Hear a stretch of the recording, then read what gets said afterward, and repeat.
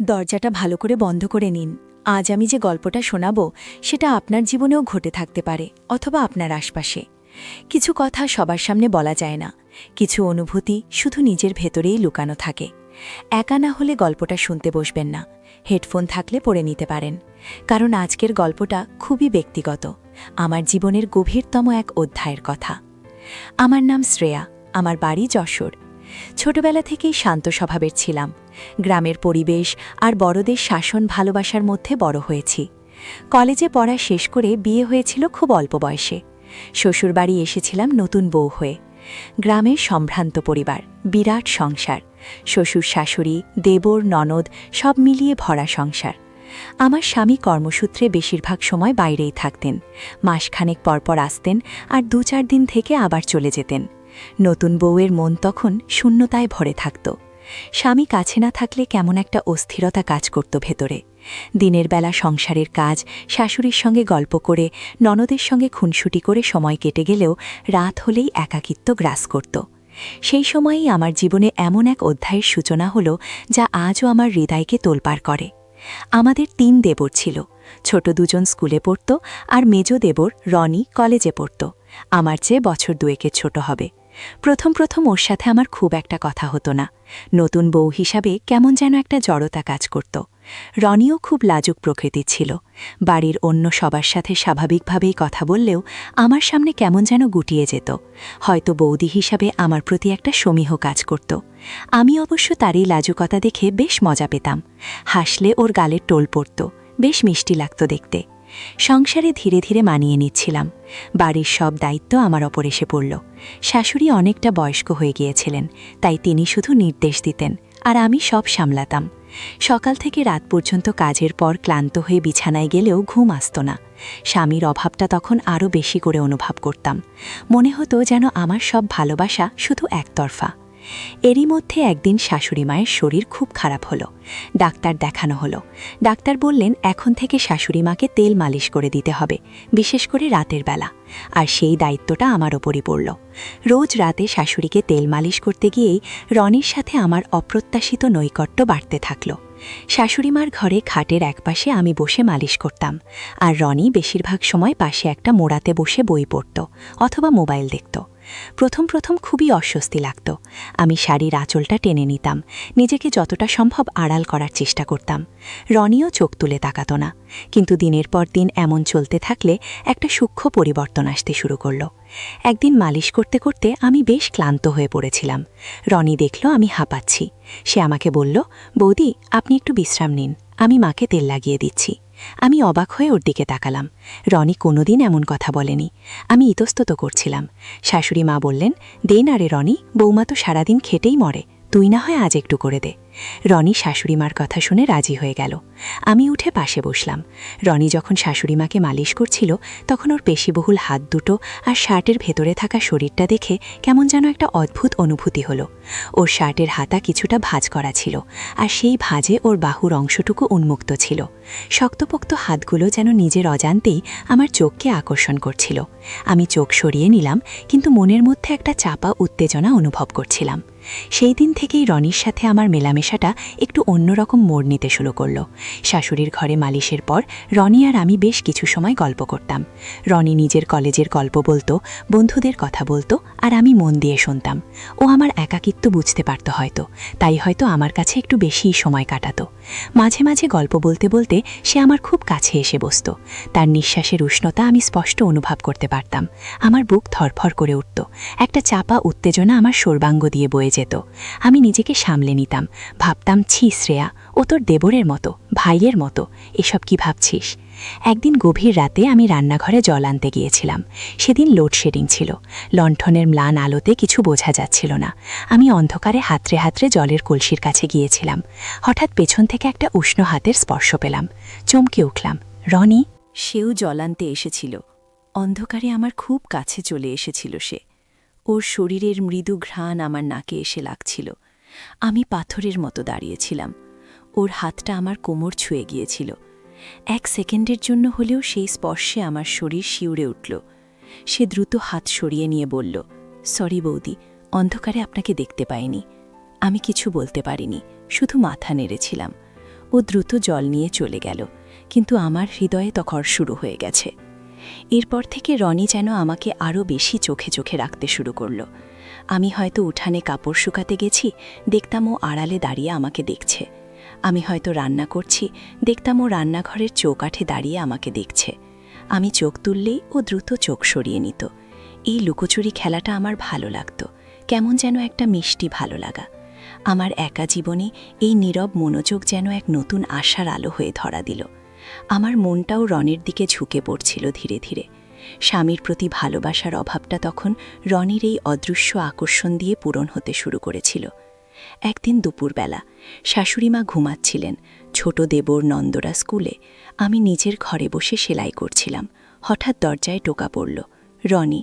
সে বলল, বৌদি, আমার একটা জরুরি বই দরকার, লাইব্রেরি থেকে আনতে পারিনি, আপনার ঘরে কি থাকবে? আমি অবাক হলাম। আমাদের ঘরে কোনো বই নেই। আমি বললাম, না রনি, আমার কাছে তো তেমন কোনো বই নেই। রনি ইতস্তত করতে করতে ভেতরে এলো। সে এসে আমার খুব কাছে বসল। বৌদি, আমার একটু মাথা ধরেছে, কিছুক্ষণের জন্য কি এখানে বসতে পারি? ওর মুখে কেমন যেন একটা অন্যরকম ভাব। আমি মাথা নাড়লাম। সে খাটের একপাশে বসে পড়ল। আমি সেলাই করছিলাম, কিন্তু আমার সমস্ত মনোযোগ তখন ওর দিকে। ওর প্রতিটি নিঃশ্বাস আমি যেন শুনতে পাচ্ছিলাম। ঘরের ভেতরে এক অদ্ভুত নীরবতা বিরাজ করছিল। হঠাৎ সে আমার হাতের ওপর হাত রাখল। আমি চমকে উঠলাম। সে আলতো করে আমার হাতটা ধরল। ওর হাতের উষ্ণ স্পর্শে আমার সর্বাঙ্গ দিয়ে এক বিদ্যুৎ প্রবাহ বয়ে গেল। আমি হাত সরাতে পারিনি। চোখ তুলে ওর দিকে তাকালাম। ওর চোখে তখন এক অদ্ভুত নেশা। সে ফিসফিস করে বলল, বৌদি, আমি আপনাকে অনেক দিন ধরে একটা কথা বলতে চাই। আমার গলা শুকিয়ে উঠল। আমি কিছু বলতে পারিনি।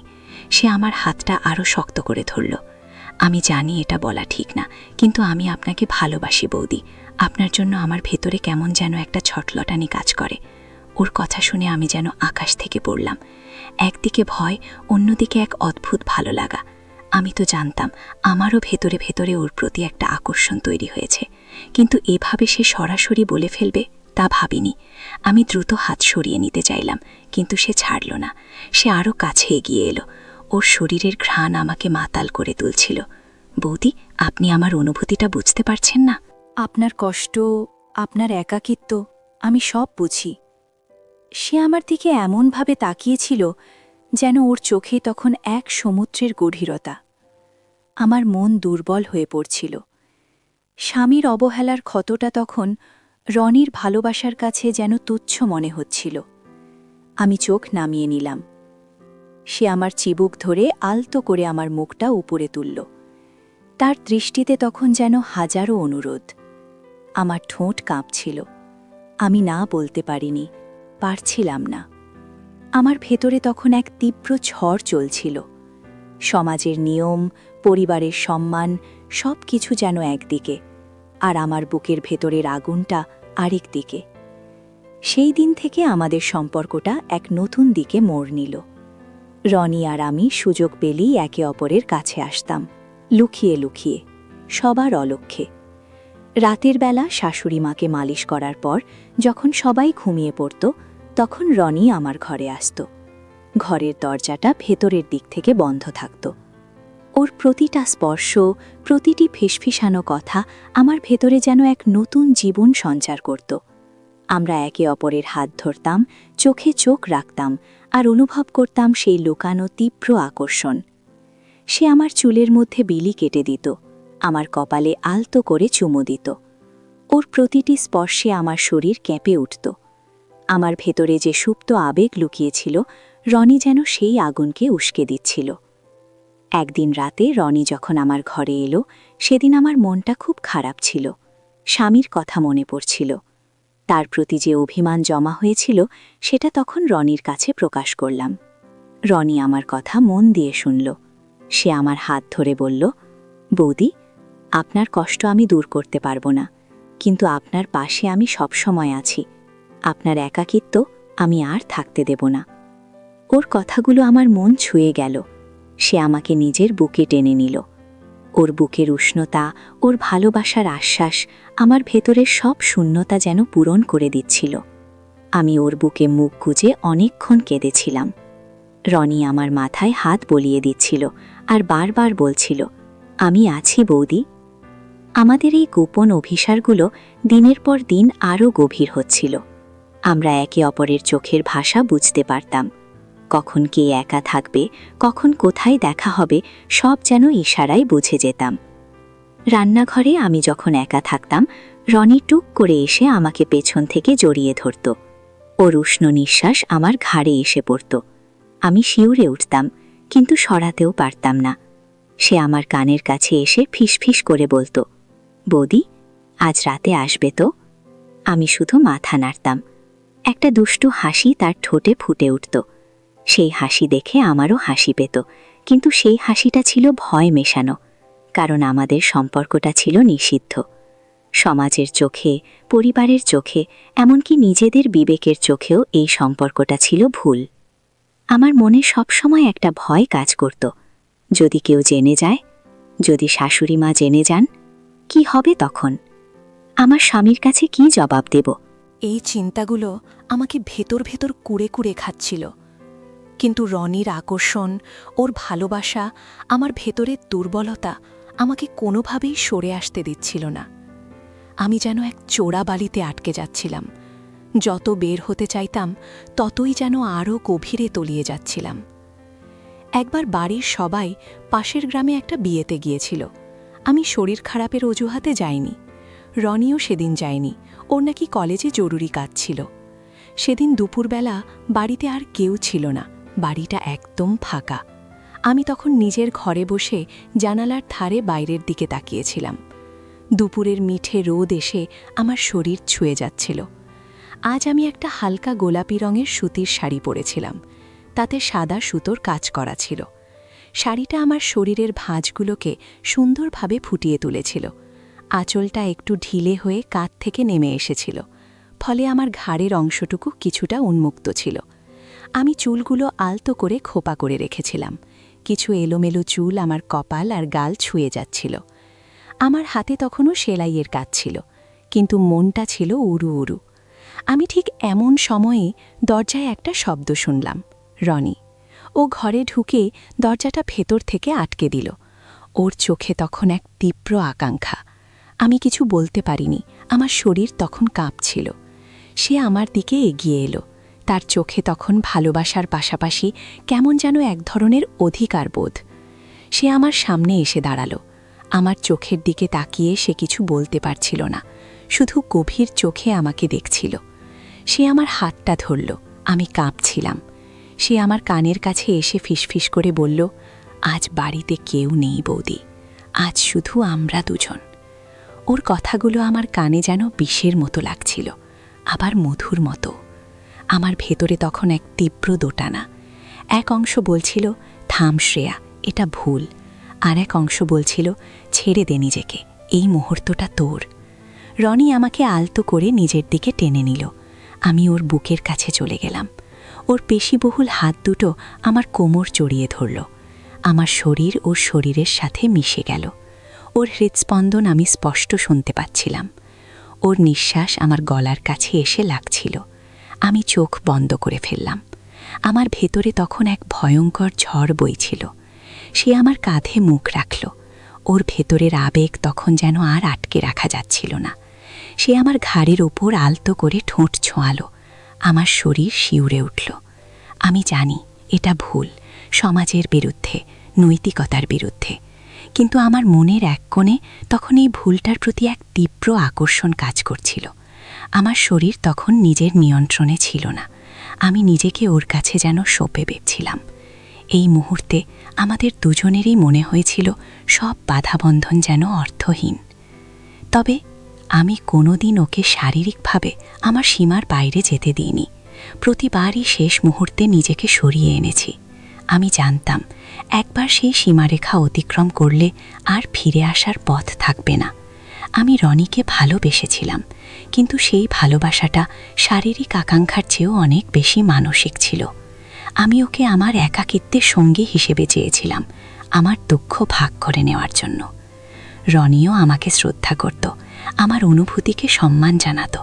সে হয়তো আমার চোখের দিকে তাকিয়েই বুঝতে পারত আমার ভেতরের সংগ্রামটা। তাই সে কখনো আমাকে জোর করেনি। সে শুধু আমার হাত ধরত, আমাকে জড়িয়ে ধরত, আমার কপালে চুমু খেত। সেই উষ্ণতা, সেই নৈকট্যই তখন আমার জন্য যথেষ্ট ছিল। আমাদের এই গোপন সম্পর্কের টানাপোড়েন বেশ কিছুদিন চলল। আমার ভেতরে তখন এক তীব্র অপরাধবোধ কাজ করত। আমি যেন দিনের পর দিন আরও শুকিয়ে যাচ্ছিলাম। রাতে ঘুম আসতো না। দুপুরে সবার সামনে স্বাভাবিক থাকার চেষ্টা করলেও ভেতরে ভেতরে আমি ছটফট করতাম। রনির চোখে চোখ পড়লেই আমার বুক কেঁপে উঠত। ওর প্রতি আমার টান যত বাড়ছিল, ততই আমার ভয় আর অপরাধ বোধ আমাকে গ্রাস করছিল। আমি বুঝতে পারছিলাম এই সম্পর্কটা আমাকে ধ্বংস করে দেবে। এই লুকোচুরি আর কতদিন? একদিন না একদিন তো সব প্রকাশ হয়ে যাবে। তখন কি হবে? আমার সম্মান, আমার পরিবারের সম্মান, সব কিছু ধুলোয় মিশে যাবে। একদিন আমি সিদ্ধান্ত নিলাম, রনির সাথে এই সম্পর্কটা শেষ করতে হবে। এটা ভুল, এটা অন্যায়। আমি রনিকে ডেকে পাঠালাম। সে যখন আমার ঘরে এলো, আমি তার চোখে চোখ রেখে কথা বলতে পারছিলাম না। আমার গলা শুকিয়ে আসছিল। আমি বললাম, রনি, আমরা যা করছি তা ঠিক নয়, এটা ভুল, আমাদের এটা বন্ধ করতে হবে। রনি আমার দিকে অবাক হয়ে তাকালো। তার চোখে তখন কষ্ট আর অবিশ্বাস। বৌদি, কি বলছেন আপনি? আপনি কি আমাকে ভালোবাসেন না? আমি মাথা নাড়লাম। ভালোবাসি রনি, কিন্তু এই ভালোবাসাটা আমাদের দুজনকেই ডুবিয়ে দেবে। আমরা দুজনেই এক নিষিদ্ধ পথে হাঁটছি। এর পরিণতি ভালো হবে না। রনি আমার হাত ধরল। আপনি চলে যাবেন বৌদি, আমাকে একা করে দেবে। তার চোখে তখন জল টলমল করছিল। আমার বুকটা ভেঙে যাচ্ছিল, কিন্তু আমি জানতাম এটা আমার করতেই হবে, আমার পরিবারের জন্য, আমার নিজের ভালোর জন্য। না রনি, আমি কোথাও যাব না। আমি তোমার বৌদি, আমি এই বাড়িতেই থাকব। কিন্তু আমাদের সম্পর্কটা আগের মতো হতে হবে, দেবর বৌদির সম্পর্ক। সেই দিন রনি আমার কাছ থেকে মুখ ফিরিয়ে চলে গিয়েছিল। আমার চোখেও তখন জল, আমার বুকটা ফেটে যাচ্ছিল। কিন্তু আমি জানতাম এই সিদ্ধান্তটা সঠিক ছিল। এরপর থেকে রনি আর আমার ঘরে আসেনি। সে আমাকে এড়িয়ে চলত। আমিও ওকে দেখলে চোখ নামিয়ে নিতাম। আমাদের সেই গোপন ভালোবাসাটা যেন এক নিমিষেই শেষ হয়ে গিয়েছিল। কিন্তু তার স্মৃতি, তার রেশ আজও আমার মনে রয়ে গেছে। সেই নিষিদ্ধ ভালোবাসার স্মৃতি আজও আমাকে কাঁদায়। আজও মনে হয়, যদি সমাজ আর পরিবার এই ভালোবাসাকে মেনে নিত, তাহলে হয়তো আমাদের পরিণতিটা অন্যরকম হতে পারত। আমার এই গল্পটা আজ আপনাদের কাছে হয়তো নিছকই একটা গল্প, কিন্তু এর ভেতরে যে যন্ত্রণা, যে দোটানা, তা কেবল আমিই জানি। আমি বলতে চাই, আবেগ মানুষকে অন্ধ করে দেয়। ভালোবাসা যখন ভুল পথে যায়, তখন তার পরিণতি সবসময়ই খারাপ হয়। নিজের আবেগ নিয়ন্ত্রণ করা খুব জরুরি। সমাজের রীতিনীতি, পরিবারের সম্মান, এসব মেনে চলা উচিত। কারণ একটা ভুলের জন্য শুধু একজন নয়, অনেকগুলো জীবন নষ্ট হয়ে যেতে পারে। নিজের ভেতরের এই আবেগগুলোকে সঠিক পথে চালিত করা উচিত। যদি আপনার আমার গল্পটা ভালো লেগে থাকে, তবে চ্যানেলটি সাবস্ক্রাইব করতে ভুলবেন না। আরও এমন অনেক লোকানো গল্প হয়তো আপনাদের জীবনেও আছে, অথবা আপনারা দেখেছেন। নিজের ভেতরের কথাগুলো হয়তো সবার সামনে বলা যায় না, কিন্তু এমন অনেক অভিজ্ঞতাই আমাদের জীবনে এক নতুন শিক্ষা দিয়ে যায়। ভালো থাকবেন, সুস্থ থাকবেন, আর নিজের বিবেককে সবসময় জাগ্রত রাখবেন।